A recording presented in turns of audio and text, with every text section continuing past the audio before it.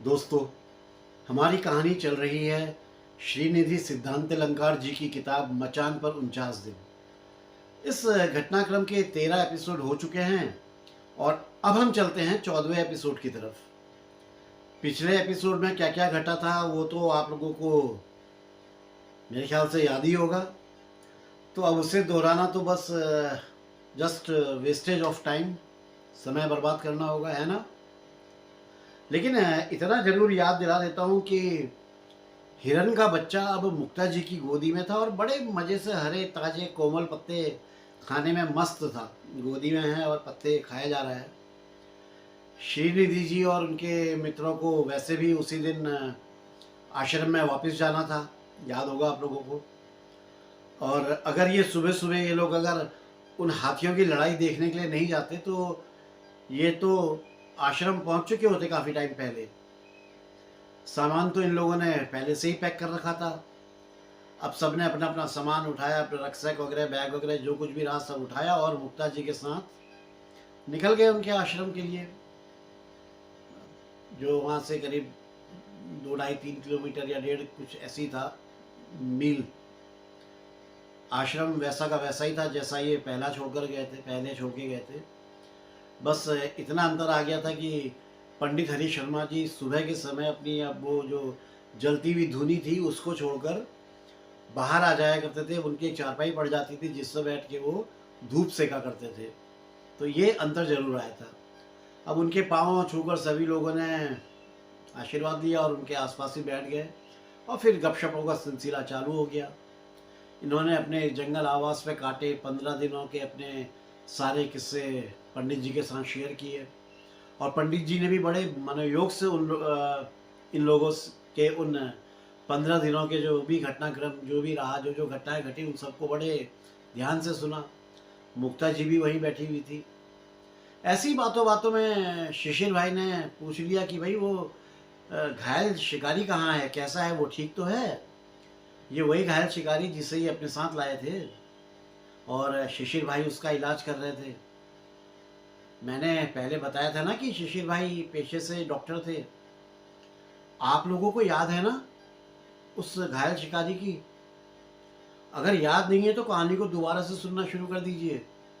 खासकर जो भी महिला और पुरुष मित्र आज पहली बार चैनल में आए हैं उनसे तो रिक्वेस्ट करूंगा कि वो ये कहानी को, बल्कि उन्होंने इस कहानी को पहले एपिसोड से सुननी चाहिए।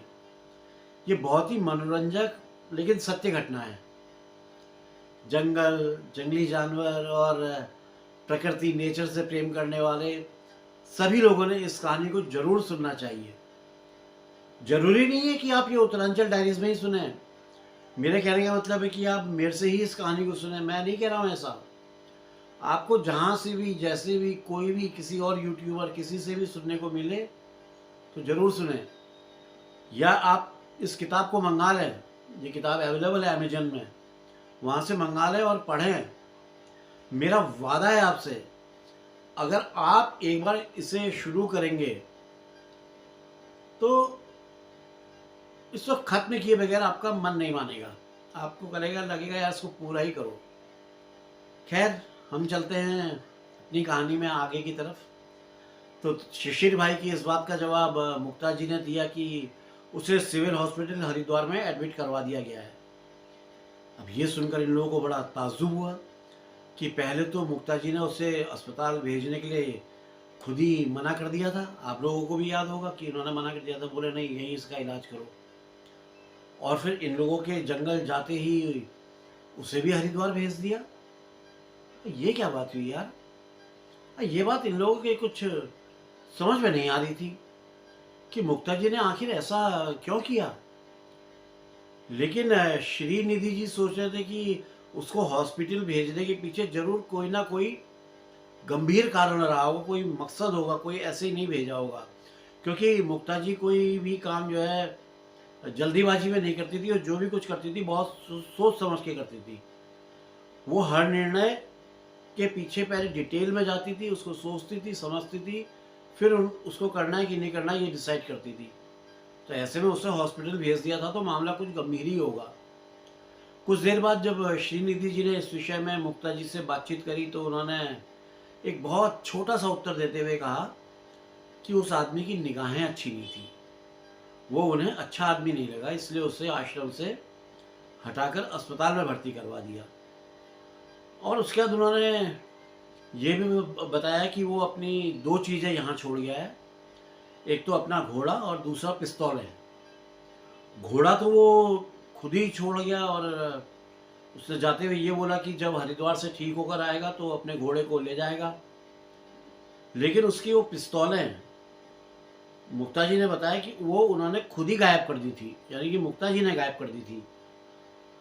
और अस्पताल जाने से पहले वो बेचारा बहुत बेचैन होकर के अपनी पिस्तौलें ढूंढने में लगा हुआ था पूरे कमरे में, कहाँ है कहाँ है कहाँ है। लेकिन उसके मन में एक बार भी ये ख्याल नहीं आया कि उसकी पिस्तौलें आश्रम में आके गायब हुई है। उसे ये लग रहा था कि जब सुअर ने उस पर आक्रमण किया था, जंगली सुअर ने उस पर हमला कर दिया था और वो जंगल में बेहोश पड़ा हुआ था, तब शायद उसकी पिस्तौल वहीं कहीं गिर गई होंगी। अब क्योंकि ये तो बेहोश था, इसे कुछ पता ही नहीं था। फिर मुक्ता जी ने खुद ही अपनी सफाई देते हुए कहा श्रीनिधि जी से कि इस चोरी जैसे गलत काम को करना जो है इनके लिए एक बहुत बड़ी मजबूरी था। ये काम उन्हें बड़ा मजबूरी में करना पड़ा, क्योंकि इन्हें लग रहा था कि अगर पिस्तौलें उसके पास रहेंगी तो आश्रम में किसी टाइम कोई गंभीर दुर्घटना ना घट जाए। बहुत ज़्यादा संभावनाएं ऐसी बन जाती कि कोई दुर्घटना हो सकती थी, तो इसलिए अच्छा है कि उसकी पिस्तौलें छिपा दी। श्रीनिधि जी ने पूछा कितनी पिस्तौलें हैं, तो मुक्ता जी ने जवाब दिया 2 पिस्तौलें। ये सुनकर श्रीनिधि जी का दिमाग एकदम से घूम गया। उन्हें वही अपना कजली वन याद आ गया। आपको भी याद आ गया होगा, अरे कजली वन, जहाँ डाकू थे, उन डाकुओं की याद आ गई जिसने ये बताया था कि उनके सरदार के पास 2 पिस्तौलें हैं जिन्हें वो हमेशा अपने पास रखते हैं। श्रीनिधि जी को अब इस बात का शक होने लगा था कि कहीं घायल शिकारी उन्हीं डाकुओं का सरदार तो नहीं है। अरे वही डाकू जिनसे ये राइफलें छीन के ले गए थे और फिर उन्हीं राइफलों से एक से नरभक्षी बाघ को मारा था और थाने में उतना बड़ा उनको जाके छोड़ दिया था। कितना बड़ा कांड हुआ था वो, याद होगा आपको। इसके साथ ही श्रीनिधि जी ने ये भी सोच रहे थे कि यार हो सकता है कि इनका शक बेबुनियाद हो, क्योंकि 2 पिस्तौलें तो और भी बहुत सारे लोग रखते होंगे, इसलिए किसी शिकार के शौकीन व्यक्ति को डाकू समझना ठीक है क्या? चलो जो भी है, फिर भी मुक्ता जी ने उस व्यक्ति को आश्रम से हटाकर अच्छा ही किया। और वैसे भी ये लोग तो पहले दिन से ही नहीं चाहते थे कि वो अनजान घायल आदमी इन लोगों के साथ आश्रम में रुके। ये तो पहले दिन से ही कहते थे हरिद्वार भेजो। याद होगा आपको, सब याद होगा, सब पिछली घटनाक्रम है। इसके बाद दोनों पिस्तौलें और करीब 10 दर्जन गोलियां मुक्ता जी ने श्रीनिधि जी को दे दी और कहा कि ये इन्हें अपने पास रख लें, हो सकता है कि कभी काम आ जाए। इन्होंने भी दोनों रिवॉल्वर और जिंदा कारतूस अपने पास रख लिए, अपने कब्जे में ले लिए। बात आई गई हो गई। और 1-2 दिन के बाद तो सभी लोग उस घायल शिकारी को भी एक तरह से भूल ही गए, वो भी कोई यहाँ पे आया था। इन लोगों को आश्रम में रहते हुए 2 या 3 दिन हो गए थे। तभी एक शाम खाना खाते हुए ऐसे ही जो है श्रीनिधि जी ने मुक्ता जी से कहा कि मुक्ता, तुमने बताया था कि यहाँ से मतलब तुम्हारे आश्रम के पास में ही कहीं पांडुवाला नाम की कोई ऐतिहासिक जगह है जो कभी बहुत संपन्न कस्बा हुआ करती थी, जिसके प्रमाण के रूप में अभी भी उसके अवशेष हैं। तो चलो क्यों ना एक दिन उसे भी देख लिया जाए, जब यहाँ तक आए हैं तो उसे भी देख लिया जाए। इस बात पर सभी लोग राजी हो गए, मुक्ता जी भी और श्रीनिधि जी इनके मित्र भी। और फिर उसके बाद रात हो गई थी तो अपने अपने बिस्तरों पे जाके सो गए। अगले दिन सुबह उठकर इन्होंने देखा कि मुक्ता जी ने पांडुवाला जाने की सारी तैयारियां शुरू कर दी थी। और फिर 2 दिन बाद ये लोग करीब 8 बजे सुबह के समय पांडुवाला के लिए निकल पड़े। इन्होंने देखा कि 2 बैलगाड़ियां जिनमें बहुत सारा सामान भरा हुआ था वो भी इनके साथ साथ चल रही थी। ये देखकर श्रीनिधि जी ने मुक्ता जी से पूछा कि इतना सारा सामान ले जाने की क्या ज़रूरत है? भाई हम लोगों को तो शाम तक वापस लौट कर आ ही जाना है, तो इतना सारा सामान, ये 2-2 बैलगाड़ियाँ, कुछ समझ में इनके नहीं आ रहा था। तो मुक्ता जी ने कहा कि नहीं, नहीं, नहीं, हम लोग शाम तक वापस नहीं आ पाएँगे, क्योंकि पांडुवाला यहाँ से 5 मील दूर किसी अनजान जगह में है, वो कोई गुप्त जगह है जिसे ढूँढना पड़ेगा, और उसे ढूँढना इतना आसान नहीं होगा। 1-2 घंटे तो उस जगह को ढूँढने में ही लग जाएँगे कि वो है कहाँ। वो इतनी मतलब अज्ञात जगह पे है, और 1-2 घंटे तो हमको इसलिए लगेंगे क्योंकि हमारा गाड़ीवान हमारे साथ है, ये पहले एक आध बार वहाँ जा चुका है। अगर वो ना हो तो हम तो घंटों भटकते रहेंगे, फिर भी ज़रूरी नहीं कि अब वो जगह में पहुँच सके या हम उस जगह को ढूँढ पाएँ या वो जगह हमें मिल जाए। कोई गारंटी नहीं है इस बात की। और मुक्ता जी की बात में बिल्कुल सच्चाई थी, क्योंकि इस पांडुवाला की खोज में इन्हें वाक़ई में बहुत ज़्यादा भटकना पड़ा था। क्योंकि न जाने पिछले कितने सालों से कई लोग इस जगह की खोज में आते रहे थे, और उनको यहाँ पर पुरातन से संबंधित जो कुछ भी मिलता था वो उसे लेकर चले जाते थे। जो भी कुछ मिल जाए, पत्थर मिल जाए, कुछ कुछ भी मिल जाए, इस तरह के सारे मतलब इस तरह से जो भी अवशेष थे उसके, वो लगभग गायब हो चुके थे।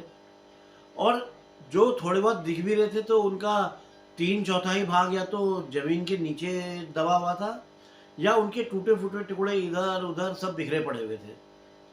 फिर भी उस जगह में घूमकर ये ज़रूर महसूस हो रहा था कि यहाँ पर किसी समय में कोई संपन्न बस्ती ज़रूर रही होगी। यहाँ पर इन्हें एक बहुत बड़ा मंदिर के ऊपर रखने वाला अमलक दिखाई पड़ा। अमलक जानते हैं आप लोग?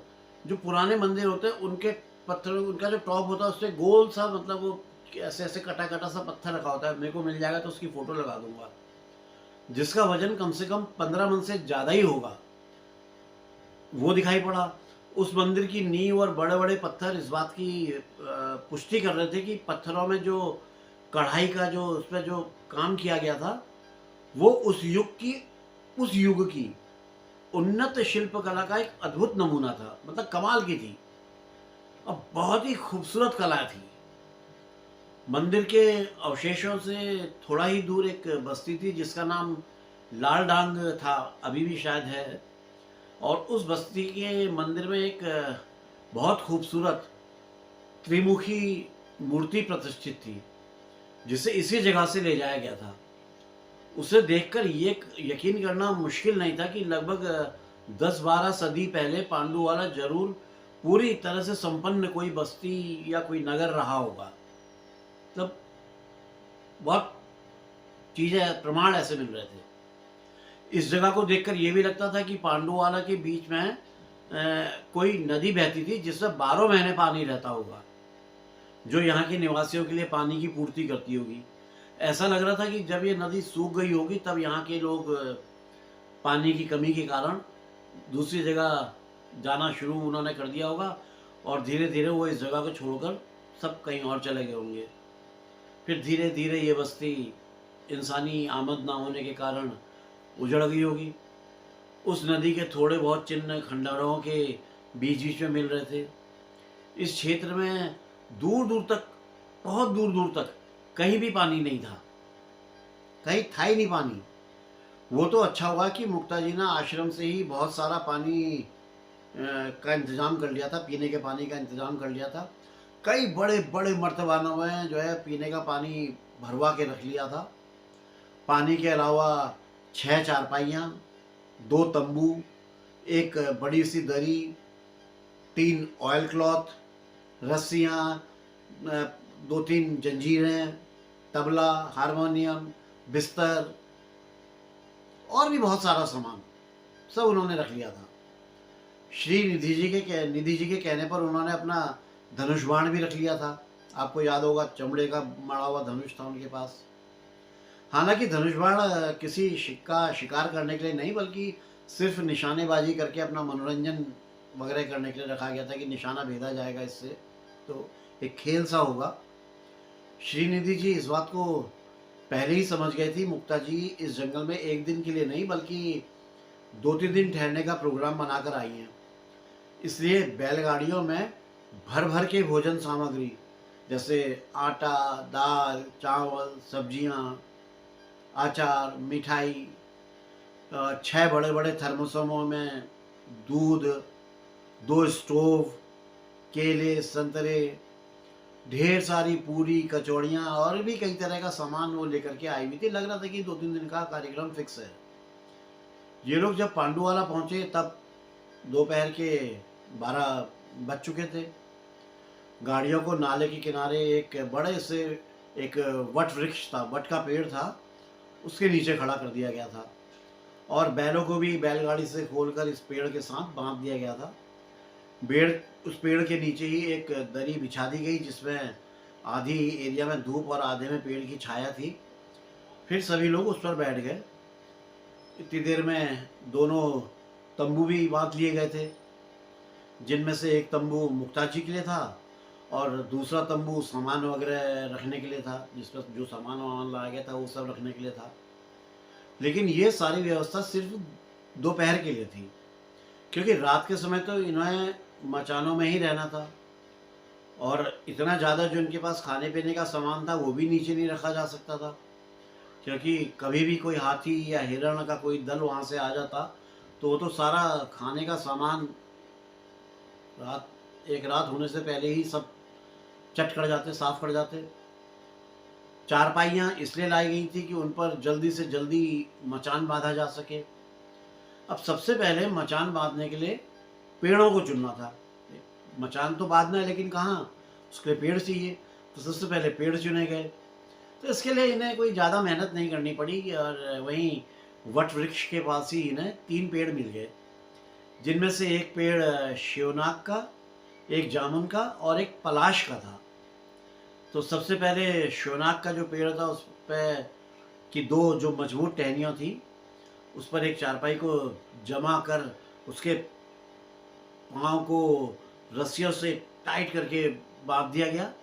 फिर उसके चारों पाँव पर 4 बांस खड़े करके ऐसे ऊपर को बांध दिए और फिर उन्हें ऑयल क्लॉथ से कवर कर दिया गया। एक मचान तैयार हो गया। ये मचान मुक्ता जी के लिए था। मचान के साथ ही सीढ़ी भी एक लगा दी गई थी, जिससे कि उनको नीचे चढ़ने उतरने में किसी तरह की कोई परेशानी ना हो। और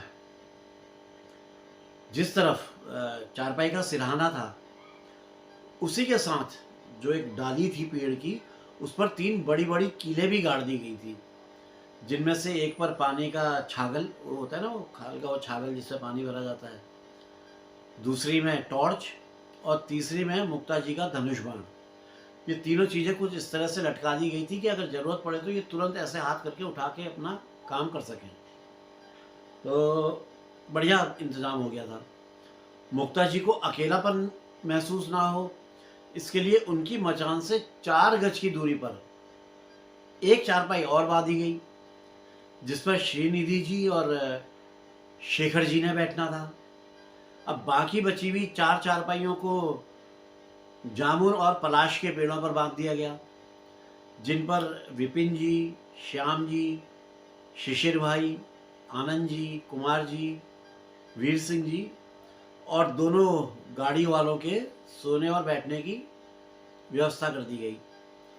इसके अलावा एक मचान और बनाया गया, जो थोड़ा बड़ा और चौड़ा बनाया गया, जिस पर खाने पीने का सारा सामान रख दिया और उसमें से एक रस्सी का वो भी टांग दी, जिससे कि आराम से रस्सी से सामान नीचे ऊपर किया जा सके। बैलों की सुरक्षा का भी अच्छा इंतजाम कर लिया गया। करीब 8 फुट ऊंची और 8 फुट चौड़ी कटीली झाड़ियों की एक बाउंड्री वॉल सी बना दी गई और उसके बीच में बैलों को बांध दिया गया। इन कटीली झाड़ियों वाली बाउंड्री के दोनों तरफ 2 लालटेनें भी टांग दी गई ताकि वो रात भर जलती रहें, जिससे कि उजाले के कारण इधर कोई जानवर ना आए। ये सारा काम इन लोगों ने लंच के बाद लगभग 1 बजे शुरू किया था और 3:30 बजे तक पूरा कर लिया था। सारा काम हो जाने के बाद वीर सिंह जी को बोला कि भाई वीर सिंह जाओ और मुक्ता जी को उनके उनके वो अपने टेंट में थी कि उनको टेंट से बाहर बुलवा लो। वो जब बाहर आई तो उनको बताया गया कि उनका मचान कौन सा है और जिस मचान में उनको रहना है। तो उस मचान को देख कर के वो बड़ा खुश हो गई, बोली और मतलब उसकी तारीफ़ वगैरह करने लगी। तो श्रीनिधि जी ने कहा कि अच्छा, अब वो एक काम करें, मचान में चढ़ जाएं, एक बार ऊपर चढ़ के देख लें कि किसी चीज़ की कोई कमी तो नहीं रह गई है। अगर कोई कमी वगैरह हो तो बता दें ताकि उसे अभी पूरा किया जा सके। अगर फिर देर हो गई या अंधेरा हो गया तो फिर काम करना बड़ा मुश्किल हो जाएगा। तो श्रीनिधि जी की बात को सुनकर मुक्ता जी तुरंत मचान पर चढ़ गई और ऊपर से ही बोली कि अरे वाह, ये तो सच में बहुत अच्छी मचान बनी हुई है, आप लोग भी चढ़ के देख लीजिए। तो मुक्ता जी की बात को सुनकर सभी लोग अपनी अपनी मचानों पर चढ़ गए। सबकी बढ़िया मचानें बनी हुई थी और फिर बहुत देर तक इधर उधर की गप्पे मारते रहे। फिर कुछ देर के बाद सभी लोग अपनी अपनी मचानों से नीचे उतर आए और मुंह हाथ धोकर दरी में बैठ गए। इन सभी लोगों के बैठने के बाद वीर सिंह जी कुछ पत्तलें, कुछ दोने और चाय की केतली लेकर के आ गए। कुछ ही देर में सब लोगों के सामने पूरा दस्तरखान, मतलब बोलते ना चाय और नाश्ता आदि सज गया। दस्तरखान ही तो बोलते, दस्तरखान समथिंग उर्दू में बोलते हैं। मैं कोशिश कर रहा था बोलने की, नहीं बोल पाया। दस्तरखान, हाँ। और सभी लोग फिर उसके बाद खाने पीने में मस्त हो गए। सूर्यास्त होने में अभी 1 घंटा और बाकी था, इसलिए ये सभी लोग घूमने के लिए निकल पड़े। ये लोग थोड़ा ही सा आगे बढ़े थे कि अचानक कहीं से एक हाथी की भयानक चिहाड़ सुनाई पड़ी। हाथी को या तो इन लोगों की गंध मिल गई थी या इन लोगों के बोलने की आवाज उसके कानों में पड़ गई होगी। दोस्तों, मैं पहले आपको बता चुका हूँ किसी वीडियो में, या पहले कुछ मैं आपको बता चुका हूँ इस संदर्भ में, कि हाथी की जो सुनने की और सूंघने की शक्ति होती है वो बहुत ज़्यादा होती है।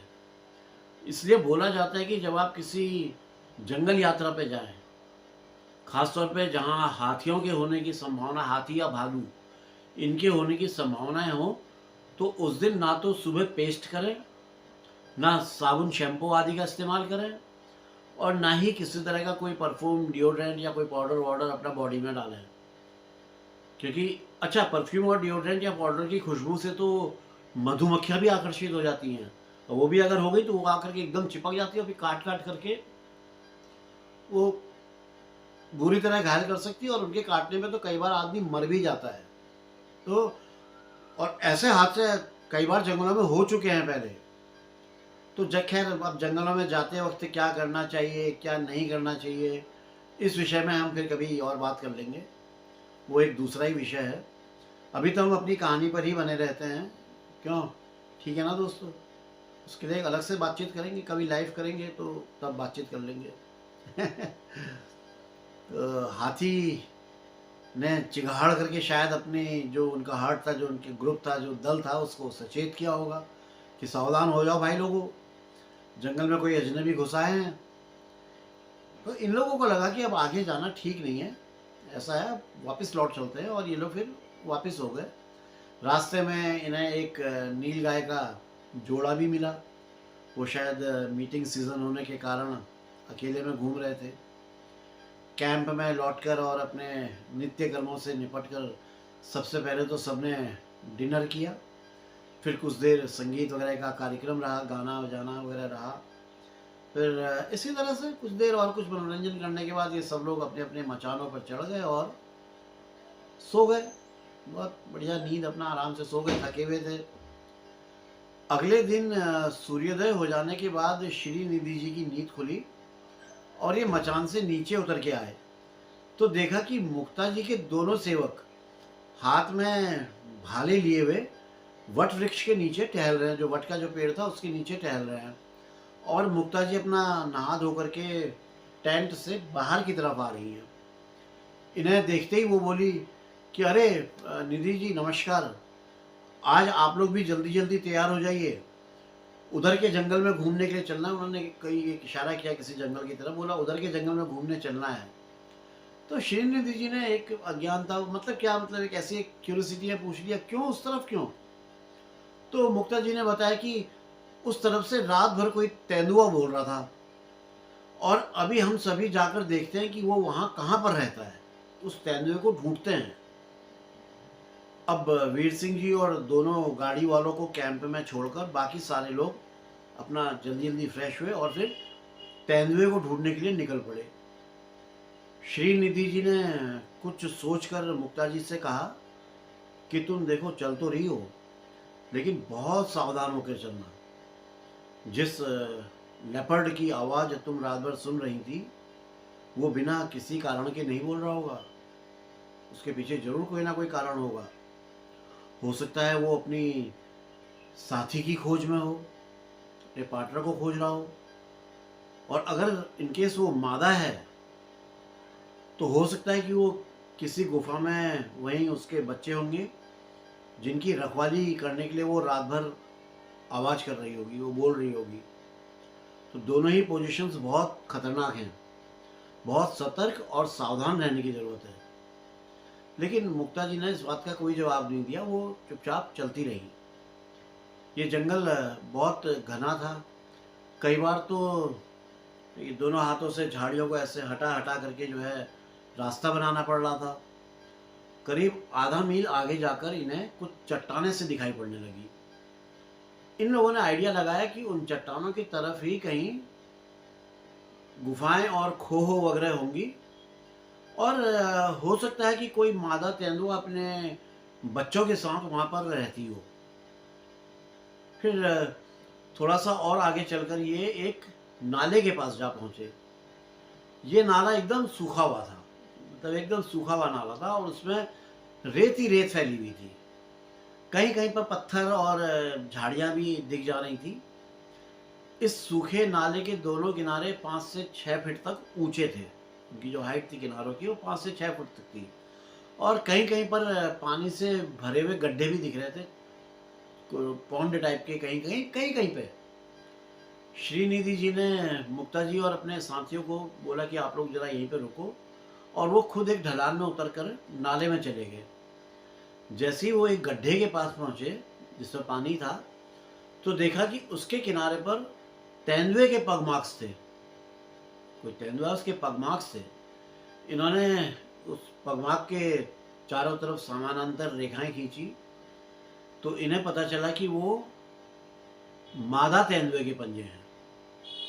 फिर इन्होंने इशारे से अपने साथियों को बुलाया और वो पग मार्क्स दिखाए, फिर सबको सावधान रहने के लिए बोला, और फिर सभी लोग और जिस तरफ पग मार्क जा रहे थे उस तरफ बढ़ने लगे, यानी कि पग मार्क्स का पीछा करने लगे। सूरज की किरणों में अभी वो ताप नहीं आया था, उतनी गर्मी नहीं आई थी, सुबह सुबह का टाइम था, और नाले के किनारे भी नमी से भरे हुए थे, इसलिए इस जगह में कुछ ज़्यादा ही ठंड थी। ये लोग कुछ ज़्यादा ही जाड़ा महसूस हो रहा था इन लोगों को, ज़्यादा ठंड लग रही थी। एक तो ठंड, ऊपर से न जाने कब कहाँ से तेंदुआ सामने आ जाए, तो दोनों पोजीशन इन लोगों के लिए बड़ी ख़राब हो रही थी। अब ये लोग बहुत सतर्कता के साथ ऊपर नीचे दाएं बाएं इधर उधर, मतलब मेरे कहने हैं तो चारों तरफ बहुत दबे पाँव से और ध्यान से हर तरफ देखते हुए आगे बढ़ने लगे। सूखे नाले में तेंदुए के पगमार्क आगे की ओर जाते हुए दिख रहे थे। उस जगह की रेत गीली थी, इसलिए पंजों की छाप भी एकदम जो है साफ साफ दिख रही थी। करीब आधा मील चलने के बाद जब किनारे की ऊंचाई बहुत कम रह गई, मतलब अब ऐसे नीचे को होती चली गई थी, बहुत कम रह गई थी, करीब 1 फीट के आसपास रह गई थी, तो शायद तेंदुआ वहीं से ऊपर कूद गया था और जंगल की ओर चला गया था। अब क्योंकि वहाँ से पगमार्क्स दिखने बंद हो गए थे, तो ये लोग भी अब उसी जगह से जंगल के अंदर घुस गए, और करीब 20-25 कदम चलने के बाद इन्हें चट्टानों में बनी गुफाएं दिखाई पड़ गई। सामने अरे ये है चट्टान दिखाई, वो देखो गुफा। गुफाओं के नज़दीक पहुंचने पर इन्हें वैसे ही पगमार्क मिले जैसे नाले में मिले थे, और ये पगमार्क आगे जाकर एक गुफा में उतर गए थे। अब क्योंकि ये लोग बिल्कुल चुपचाप थे, बिल्कुल शांत थे, और बहुत ही दबे पाँव से चल रहे थे। तो इनकी मौजूदगी का जरा सा भी पता नहीं चल रहा था, जरा भी आहट नहीं हो रही थी। इसलिए वहाँ पे कोई अप्रिय स्थिति नहीं बनी। अगर जरा आवाज़ होती, शोर होती तो कोई अप्रिय स्थिति बन सकती थी, अटैक हो सकता था। और ये लोग वैसे ही जैसे शांति से आए थे वैसे ही पीछे लौट गए। गुफा से कुछ ही दूर भीमुल का एक बहुत ऊंचा पेड़ था। अच्छा, ये लोग अपने साथ एक सीढ़ी भी लाए थे, जिसको पेड़ के तने से लगा दिया गया और आनंद जी को बोला गया कि वो पेड़ पर जितना ऊपर हो सके उतना ऊपर चढ़ जाए और कैनवास का मचान बांध दे। आनंद जी ने करीब 5 मिनट में उस मचान को बांध के तैयार कर दिया और फिर वो पेड़ से नीचे उतर आए और उसके बाद मुक्ता जी को उस मचान में सुरक्षित पहुंचा दिया कि अब आप यहीं पे बैठो, बस सेफ रहोगी। मुक्ता जी को मचान में पहुंचाने के बाद ये लोग थोड़ा मतलब रिलैक्स महसूस करने लगे, क्योंकि लेडीज़ की सेफ्टी हो जाए तो इंसान थोड़ा सा शकून में आ जाता है। सबसे ज़्यादा चिंता इन लोगों को मुक्ता जी की थी यार। अब इन्होंने आगे की योजना बनानी शुरू करी। इन लोगों का अनुमान था कि उस गुफा में मादा लेपर्ड के साथ उसके छोटे छोटे बच्चे भी होंगे। तो अगर किसी तरह से पॉसिबल हो जाए तो उनके उसके बच्चों को जो है पकड़ लिया जाए। मतलब कितना बड़ा सोच दी कि तेंदुए के बच्चे को पकड़ लिया जाए, सोच देखिए जरा। लेकिन बच्चे दो ही तरह से पकड़े जा सकते थे, या तो उनकी माँ को मार दिया जाए या उसे किसी तरह से बच्चों से दूर हटा दिया जाए। अब ये दोनों ही काम बहुत कठिन थे। पहला तो इसलिए कठिन था कि ये लोग उस मादा लेपर्ड को मारना ही नहीं चाहते थे। इन लोग हत्या के तो पक्ष में कभी थे ही नहीं। श्रीनिधि जी कभी भी जीव हत्या के पक्ष में नहीं रहे। तो अब दूसरा उपाय बचा कि उसे बच्चों से दूर कर दिया जाए। हालांकि ये था तो बड़ा मुश्किल, लेकिन कुमार जी के साथ होने के कारण ये उपाय अपनाया जा सकता था। अब पूछिए क्यों? भाई ऐसा था क्योंकि जैसे जिम कॉर्बेट साहब थे ना, हर चीज़ की आवाज़ निकालते थे, वैसे ही कुमार जी भी तेंदुए और बाघों की आवाज़ निकालने में माहिर थे। अगर वो मेल लेपर्ड की आवाज़ निकालकर इस मादा तेंदुए को कुछ देर के लिए अपने आसपास पे बुला लें तो बाकी का काम ये लोग आराम से निपटा लेंगे। मतलब तेंदुए को बच्चे को पकड़ लेंगे। ये इनकी योजना इन्होंने तैयार कर ली बच्चे को पकड़ने की। अब योजना भी बढ़िया बना ली।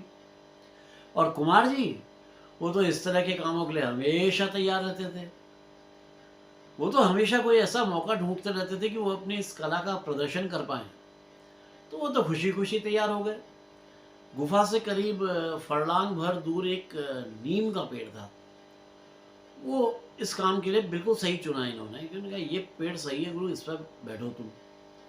तो कुमार जी जाकर उस पेड़ पर बैठ गए और श्याम जी को एक पिस्तौल के साथ उनके पास बैठा दिया कि भाई ज़रूरत पड़ जाए तो इनकी सहायता करना। मतलब अपनी सेफ्टी भी पूरी चल रही है साथ साथ।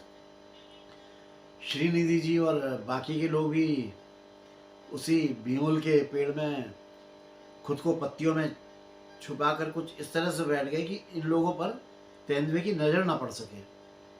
अब उसके बाद शुरू हुआ इंतज़ार कि कुमार जी वहाँ से जो है मेल लेपर्ड की आवाज़ निकालें और फिर जो ये मादा लेपर्ड है ये उस दिशा की तरफ चली जाए और ये लपक करके जाएं गुफा के अंदर और उस बच्चे को पकड़ लें, अगर वहाँ पे कोई बच्चा है तो। अभी तो ये पक्का पता नहीं कि बच्चे हैं, या सब अनुमान में चल रहा है कार्यक्रम। अभी 1-2 मिनट ही बीते होंगे कि कुमार जी ने मेल लेपर्ड की आवाज़ निकालनी शुरू कर दी। जिस तरह से भी करता है, मुझे तो नहीं आती आवाज़ निकालनी। कुमार जी थोड़े थोड़े अंतराल के बाद आवाज़ निकाल रहे थे। जिस तरह से मीटिंग पीरियड में लेपर्ड एक दूसरे को कॉल करते हैं उसी तरह से वो आवाज़ निकाल रहे थे। लेकिन गुफा की तरफ से किसी तरह की कोई एक्टिविटी नहीं दिखाई पड़ रही थी। कुमार जी अब तक करीब 14-15 बार आवाज़ निकाल चुके थे, जिनको श्रीनिधि जी गिन रहे थे कि कितने बार हो चुकी है। लेकिन गुफा की तरफ से कोई संकेत नहीं मिल रहे थे कि वहाँ कुछ है या नहीं है, क्या है। फिर श्रीनिधि जी को लगा कि यार कहीं ऐसा तो नहीं कि बच्चों के कारण वो मेल लेपर्ड को अवॉइड कर रही हो। अगर ऐसा हो रहा होगा तो इनकी बनाई हुई सारी योजना बेकार हो जाएगी। वो तो मेल लेपर्ड की आवाज़ में ध्यान ही नहीं देगी, और वो इसी तरह से जैसे अवॉइड कर रही है वो तो अवॉइड ही करती रहेगी। यार ये तो बड़ी समस्या वाली बात हो गई। अब क्या किया जाए। अब श्रीनिधि जी थोड़ा परेशान से होने लगे। तभी कुमार जी ने 16वीं बार फिर से मेल लेपर्ड की आवाज़ निकाल दी। फिर से वो जो आवाज़ होती फिर निकाल दी।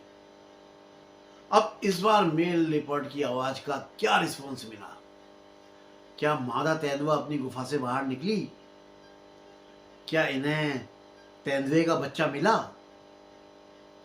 अगर मिला तो क्या ये उसे पकड़ पाए? कुछ जानते हैं आप? नहीं ना? तो यार इस बात को जानने के लिए तो आपको बने रहना पड़ेगा ना उत्तरांचल डायरीज के साथ। दोस्तों, उत्तरांचल डायरीज की यही कोशिश रहती है कि अधिक से अधिक वन्य जीवों के बारे में जानकारी एकत्र करें और आप लोगों तक पहुंचाएं। आदमखोर बाघ तेंदुओं के शिकार की सच्ची कहानियां आप लोगों तक पहुंचाई जाए। देखिए, मैं तो कहीं जा नहीं सकता हूँ। आप लोग जानते हो कि 10 साल हो गए बिस्तर में पड़े हुए, लेकिन कलेक्ट करता हूँ इधर उधर से, किताबें मंगाता हूँ तो आप लोगों को सुनाने के लिए। दोस्तों, चैनल का नाम उत्तरांचल डायरीज़ है, इसलिए इसमें उत्तरांचल के ही जंगलों, वन्य जीवों और आदमखोरों की बातें मैं ज़्यादातर आप लोगों तक पहुंचाता हूं।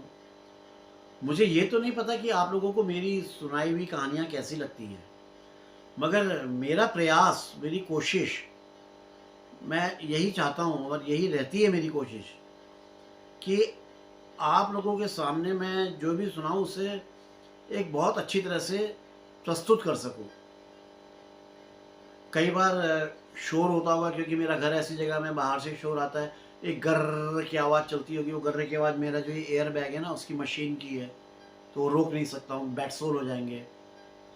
तो जो भी महिला और पुरुष मित्र आज चैनल में पहली बार आए हैं उन सबका आभार सहित अभिनंदन करता हूँ, धन्यवाद बोलता हूँ। आप सभी लोग अपना कीमती समय निकाल कर उत्तरांचल डायरीज में आए, मेरा नसीब है।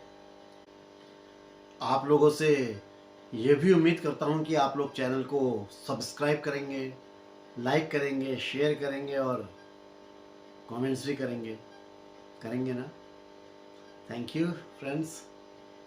तो फ़िलहाल तो चलता हूँ और मिलता हूँ जल्दी ही आप लोगों को बताने के लिए कि फिर क्या हुआ, कि फिर क्या हुआ। आप लोग भी तो इंतज़ार करेंगे ना? तो ठीक है दोस्तों, फिलहाल तो बाय।